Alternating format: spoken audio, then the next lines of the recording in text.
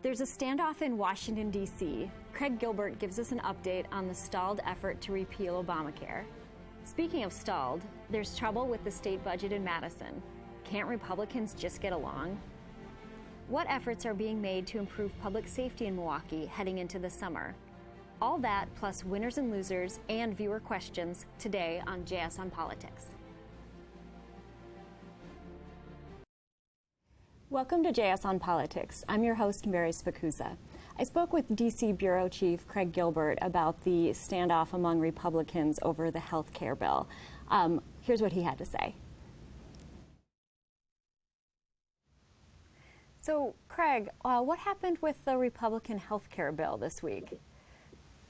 Well, I think it's another illustration of how tough this issue is for both parties, how much easier it is for Republicans to oppose Obamacare than it is for them to replace it, and also just the lack of a consensus in the Republican Party, which has a narrow majority in the Senate when it comes to this health care issue. I mean, Mitch McConnell, the Republican Senate Majority Leader, who's considered kind of universally a really good tactician, is faced with kind of defectors on both sides of the caucus. I mean, 4 or 5 conservatives, including Wisconsin's Ron Johnson, and 4 or 5 moderates. And it's very difficult to come up with a series of changes that are going to satisfy both sides. What role did Senator Ron Johnson play in this? I know he was pretty outspoken about his feelings on the bill. Yeah, his role actually took some people in Washington by surprise because he was among he sent one of the strongest signals that the bill was in trouble when he joined with 3 other conservative senators after the bill was released and said he wasn't ready to support it and he couldn't support it in its current form. He had 2 big objections. I mean, interestingly, one was just on process grounds, that he was dead set against having a vote this week because the bill had just been released and he was arguing that people didn't have enough time to absorb it, his constituents didn't have enough time to react, and he didn't have enough time to kind of lobby for the changes he wanted. That objection actually resonated, I think, across party lines. His substantive objections are pretty striking because he wants to move the bill in a more conservative direction. He thinks it retains too much of Obamacare. His objections are very different from the complaints that GOP moderates have about the Medicaid cuts and coverage reductions in the bill. So again, another example of it's going to be hard to see how they satisfy Ron Johnson on his substantive objections, and if they do, it's going to be hard to see how they can hold on to the GOP moderates who are wavering on the bill. It was really interesting to see somebody like Representative Mark Pocan from Madison, who's obviously very liberal, praising Senator Johnson for his objections. Obviously, it was on the process part and not on the substance, but interesting to see a bit of across the aisle praise there. We just had a Marquette poll come out that had some interesting numbers on the health care bill and some other stuff too. But what are Wisconsin voters thinking about that bill? Well, basically where the electorate is, and it was the same thing in March when Marquette did its previous poll, is a majority of voters want to kind of keep Obamacare, and most of them want to improve it, not leave it as it is. And a much smaller number of voters want to either repeal it or repeal and replace it. So the Republicans are starting out with, with a far from a majority supporting kind of the impetus of what they're trying to do. And then they're in further trouble when they get into the details, because when you start talking about coverage reductions and when you start making people on both sides of your caucus unhappy because some think it's not going far enough and some people think it's going too far, you can see what a challenge that is. And the polling backs that up. On top of that, you've got a president who's not really in a great position to pressure Republican senators on this bill because in a lot of states and nationally, he's underwater. And we saw in the Marquette poll, his approval rating is 41% and his disapproval rating is 51%. The disapproval number's up a little since the March poll. This is a state that he won. He won it narrowly, but if he's not in a position in his own popularity to put pressure on senators in states that he won, like Wisconsin, then there's not a whole lot he can do in the Senate to push the bill across the finish line. What did the poll show us about how House Speaker Paul Ryan from right here in Janesville, how is he doing? Well, this was really interesting, too. He was at basically 44% positive and 44% negative. Those are actually his worst numbers since the fall of 2012 when he was on the Republican ticket. House speakers have a history of struggling in opinion polls, and their numbers tend to decline over time. What's happened to Paul Ryan is not so much that he's lost ground in Wisconsin with Republican voters, but he used to enjoy, higher than average levels of support from Democrats and independents for a Republican politician. That's been steadily eroding. Certainly, it started when he became Speaker, but it's really accelerated since Donald Trump has become president. He's been a partner and an ally with Donald Trump. Democrats and independents liked him more when he was criticizing Donald Trump during the campaign and less when he's sort of standing by Donald Trump's side. So his decline in his numbers actually came mostly from outside his own party. Thank you so much for the update. We'll be back in touch soon. All right, until next time. Thanks. I'm joined now by Jason Stein in Madison and columnist Daniel Weiss here in the studio. How is Governor Scott Walker doing according to the Marquette poll with his popularity? This is his best numbers in more than 2 years. He had reached a low point at 36% shortly after his failed presidential bid, and he's been slowly and steadily increasing over that time. And his numbers came out 48-48, which is pretty much where it's always been. The state pretty evenly divided between the two. Wasn't he stuck at 38 for a while around the presidential bid, where he couldn't get out of the high 30s? Right, and I think Wisconsin voters just didn't appreciate his saying, I'm not sure if I'm going to run, and then jumps into the race right away. It's pretty much missing in action here for a while. So it's like the voters put him in a penalty box for 2 years, and now we're back to where we generally start with him. So, it's interesting. He's 48-48. Paul Ryan, who has had high numbers over the years, I think in August he was at 56%, and his negatives were down at low 30s. Now he's at 44-44. It was which is surprisingly, very low for him compared to what he's had, and he used to enjoy more bipartisan support, which he's lost. And more significant, I think, than his favorable. And I think the question was worded a little bit differently for Ryan and Walker. Walker was job approval, and then with Ryan it was just approval. So there's a slight difference there. But, at this point, the governor appears to be more popular in the state, or has higher favorability numbers than Paul Ryan, which I don't think's ever happened before, and Donald Trump. So, that was one of the major takeaways from this thing. And it's not so much the favorability numbers, I think, for Paul Ryan. I think what's more alarming is how his negatives have been creeping up. So that now 44% of the Wisconsin voters say that they don't approve of the job he's doing. And it's nothing that's going on here. I think it's the negative publicity nationally. And you can see his national numbers are terrible. They're down in the 20s. Jason, you've been busy in Madison covering the state budget, or lack thereof. How are things going? Well, right now we've been in a standoff for several weeks where mostly over transportation, some other issues like taxes and education. And just in the last sort of 24 hours here, we've seen a little bit of movement where there's been some openness to using a heavy truck fee, at least over the next few years, to fund roads, and the possibility that could sort of jumpstart the budget, get it rolling again. But the caveat is that a couple of really powerful conservative lobbies, one is the Wisconsin Manufacturers and Commerce, the other one is Americans for Prosperity. They have come out really hard against this proposal, which, it suggests two things. One, that the proposal has real juice because they feel obligated to attack it. And then two, it shows that the proposal still has a lot of challenges because among Republicans, those are two very influential groups. Is it safe to say at this point that they're not going to make their deadline? Oh, yes, absolutely. So the state budget, right, correct. It just takes normally a couple weeks once the Joint Finance Committee passes the budget to get it passed and signed into law.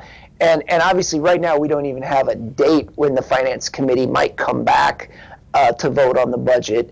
The good news in Wisconsin is that if we, hit July 1st and we don't have a new state budget, we just keep operating under the provisions of the old budget. So as long as they can, in the coming weeks, get sort of a deal, there's no reason to panic right now about it. So we're not facing a government shutdown or something like that.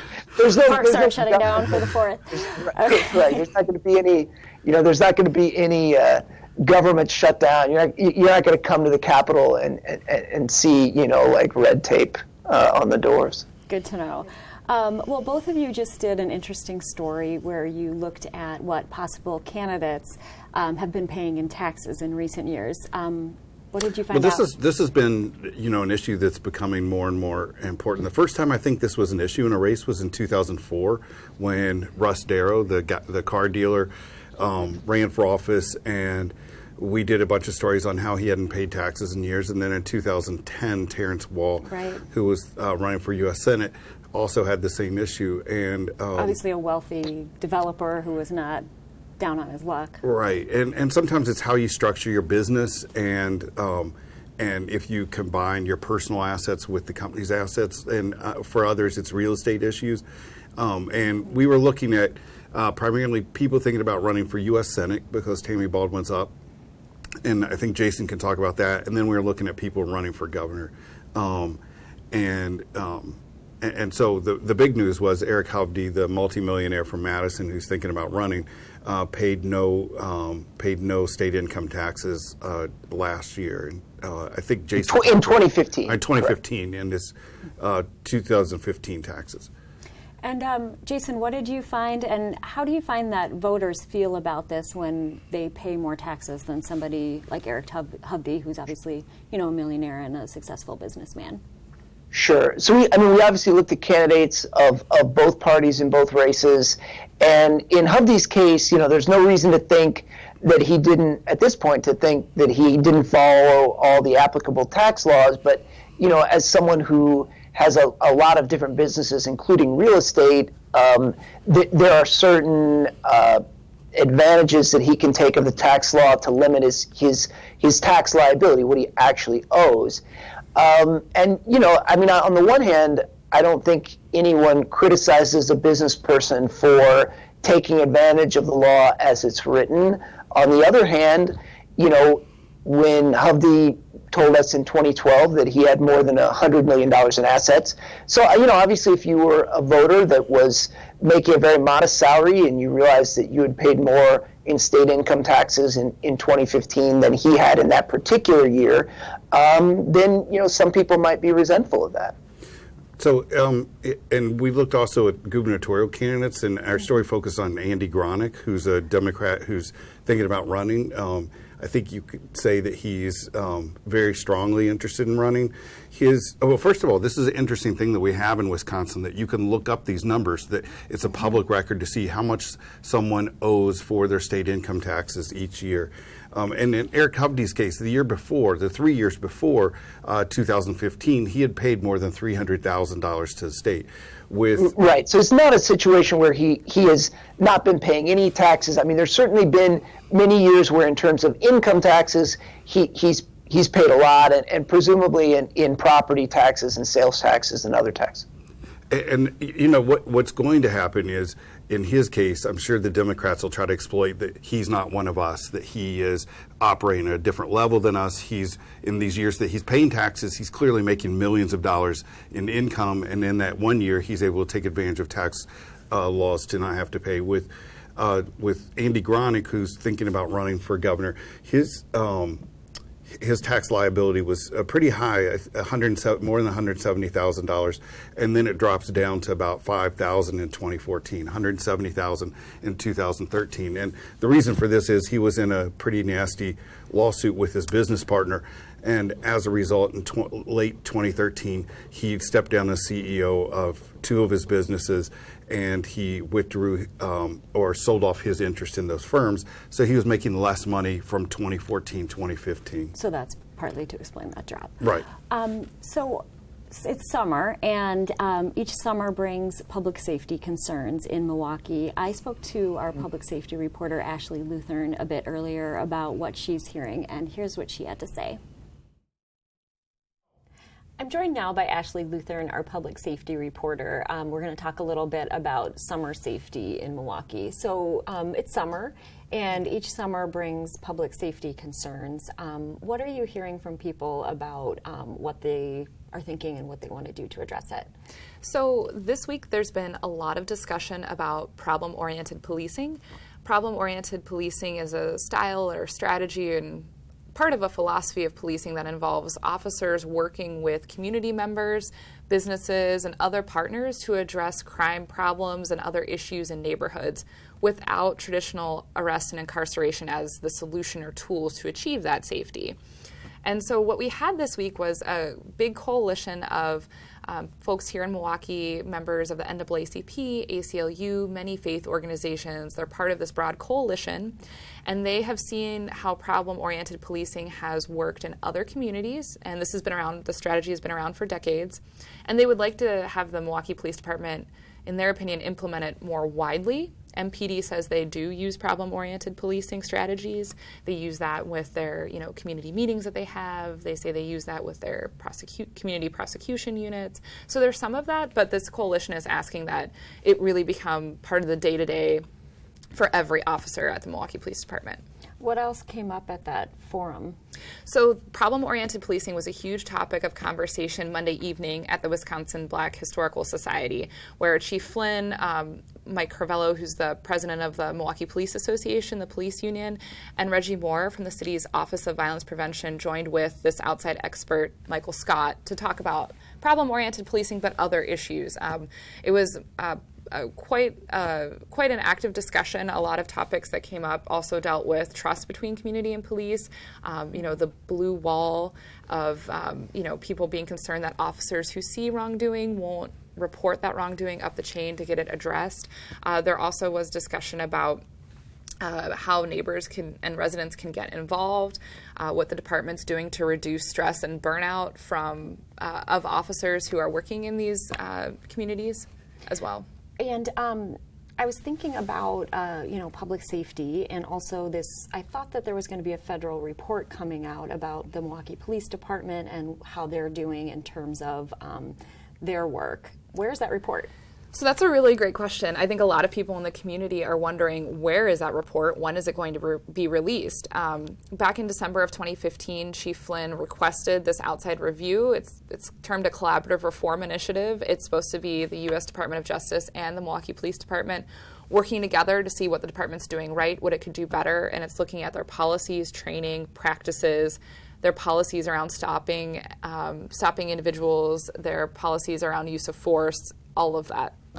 So that's been ongoing for quite some time, and with the change in presidential administrations, there is, and the new Attorney General Jeff Sessions kind of very openly saying we're going to review everything the department does. There's a question as to where are these efforts? When are they going to be released? So far, Are they going to be released? Are they going to be released? So far, federal officials have not given a definitive timeline. But what we did have this late last week was the mayor's office pledging that the mayor would work with the city attorney's office if this report does not come out, work with the city attorney's office to determine what could be released that was generated as part of this and what information could be provided publicly so that the public has at least some sense of what was going on as part of this ongoing review. Okay, well, thank you so much for joining us, Ashley Luthern. We know you're busy, so we really appreciate it. Thank you. I'm joined again by Jason Stein and Daniel Bice, this time for Winners and Losers. Jason, who's your winner this week? So I have a mini winner, mini loser. My mini winner is Representative Amy Loudenbeck because she floated this heavy truck fee idea that might end up solving the budget standpoint, but I say might because it's still got a lot of challenges. And then my loser is Senate Majority Leader Scott Fitzgerald because this is unusual for him. He sort of got out in front of his GOP caucus and said they would not do the heavy truck fee, that it was a total non-starter. And then within 24 hours, he had to backtrack on that and say, we're going to take a look at it because it gained some momentum, and he realized he needed to do that. Okay, thanks, Jason. What about you? Who's your loser this week? So, this week there were a lot of losers. You never have a shortage. You always seem no, to find I don't. a few. And actually, I have. There are a number of winners too. For instance, we have the tweet from Trump this morning attacking Mika Brzezinski, and now Paul Ryan has criticized the president for doing that. Pretty personal attack, obviously. It wasn't just criticizing her work. Right. No, and sexist too. Correct. And you also had the healthcare collapse. You have Paul Ryan's numbers going down. So a number of problems. But I focused, my loser of the week was the Milwaukee County pension system, which a new audit came through showing more problems, more overpayments and underpayments. And the Milwaukee County pension system, this isn't like something that should be surprising anybody, because we've had problems with it for more than 15 years, and we look no closer to resolving those today than we did back in 2001 and 2002. Were you able to find a winner among all the losers? I was able to find. Among the things that I didn't pick Summerfest, which is 50th anniversary right now, and two, we're having a retail boom here in Milwaukee. IKEA is opening today, and LL Bean's announcing that they're moving to Brookfield. But my winner was Governor Walker. The numbers from the poll look really good, back to 48%, which is where he was back in 2014 when he won an election. Plus, in addition to that, there was another figure in that poll that was very helpful to him, and that is that when people were asked whether the state was on the right track or wrong track, the number is 54% said we're on the right track, which was good news for most incumbents. So you found somebody. Yeah, I did. Governor Walker. And the host doesn't usually have winners and losers, but we're going to break the rule this week because I actually have two winners. Joe Zepecki and Melissa Moore-Baldoff. I guess maybe some would call them the Jay-Z and Beyonce of Democratic politics in Wisconsin. I think you just did. Yes. They got engaged recently, and they're a pretty sweet couple, so we want to congratulate them for both being winners. What about viewer questions, guys? Are you ready? We're ready. All right. Hit us with the viewer questions, which for some reason are always coming from the right. Is that because we're appealing to people, conservatives, so many conservatives with this thing? I don't know. We just need to get more viewer questions. But we've got, here's one from Dennis. Dennis wants to know, what is George Soros up to lately? He's not called me lately, but... Have you? What are you hearing? Well, George Soros is the liberal billionaire who's right. very active in politics, just like the Koch brothers are active on the right. Actually, he's not very prominent right now because Republicans control the presidency, both houses of Congress, and conservatives have control of the U.S. Senate, so he's not very relevant at this point. But he's been active. I did a story in 2011 on how he was giving money to some local groups, including at that time the Wisconsin Democracy Campaign and other groups. But I don't have that story right in front of me right now, so it's been a while. But he's not a big player here in Wisconsin. Got it. Anything you want to add on that one, Jason? Has he called you lately? We just don't text each other like we used to do. Okay, well, keep us posted. Sure. Speaking of those two, the Koch brothers have much more influence in Wisconsin. Actually, look back in 2011 at Koch brothers' influence here versus Soros' influence. And both have tentacles here, but clearly the Koch brothers have a much greater stake in Governor Walker and how he does. As does the Bradley Foundation, and there isn't really a liberal equivalent to the Bradley Foundation. Not here. Yeah. The Koch Industries also owns Georgia Pacific, which is as a paper maker, very significant in Wisconsin. And I could just be unaware of business interests that Soros has in Wisconsin, but if you're running Koch Industries, you have a certain interest in the leadership of the state of Wisconsin because you do have significant operations. I should say the Soros family did donate pretty heavily to Russ Feingold, but unfortunately for them, he didn't win. Right. But even their donations there, those were not third party. That wasn't third party spending. They were just making traditional donations. So the amounts were in the 4 and 5 figure range, whereas the Koch's contributions through American for Prosperity for the governor is much greater. We've got another question, this one from Margaret. Is it true they are now investigating Loretta Lynch? What did she do? Is this now a witch hunt against the Democrats? I'm guessing this is a reference to the investigation with Russia and possible collusion, so they're kind of pointing to Loretta Lynch. What do you think about that one? Well, this is a case where, when something's going badly for your team, you tend to focus and try to. And what they're looking at is whether she was involved in unmasking and watching, some of the people who were being tracked by the intelligence agencies.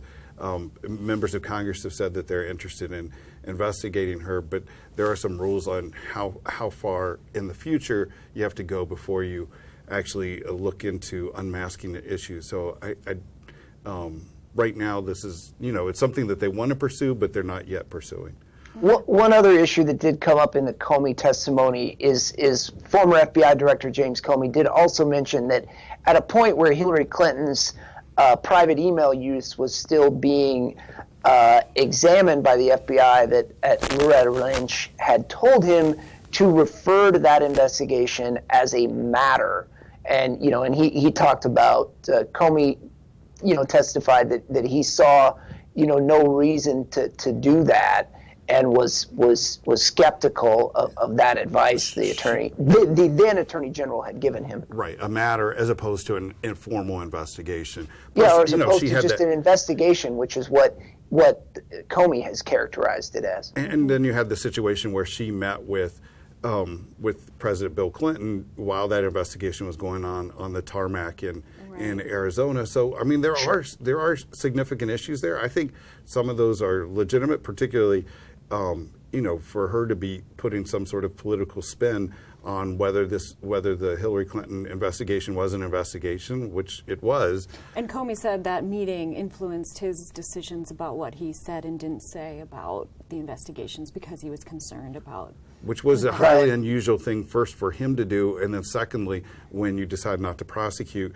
most of the time prosecutors just say we're not going to prosecute. They don't usually go in to criticize the person who was the target of the probe. So, so it's not like there aren't some issues there for her, but at this point they don't rise. They're not at the same level as the independent investigation that's going on.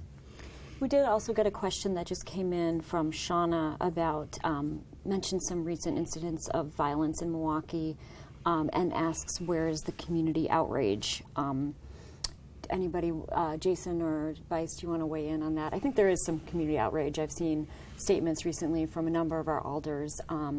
They were at public safety meeting this morning discussing violence You would prevention. Probably know. I mean, so what is the feeling with the council? I think, it's a divided council still, despite the North-South alliance. I think that there are somebody like Bob Donovan or Alderman Mark Borkowski has very different views about what will improve public safety compared to somebody who wants to focus more on community police relations. Not that they're not interested, but I think they would just automatically revert to more police officers, increasing the staffing, changing some of the police policies, whereas some of the North Side alders want to see things like more of a focus on community police relations, not necessarily increasing the amount of police. Yeah, so. I think there's concern, but as you said, there's a divide between the conservatives and liberals.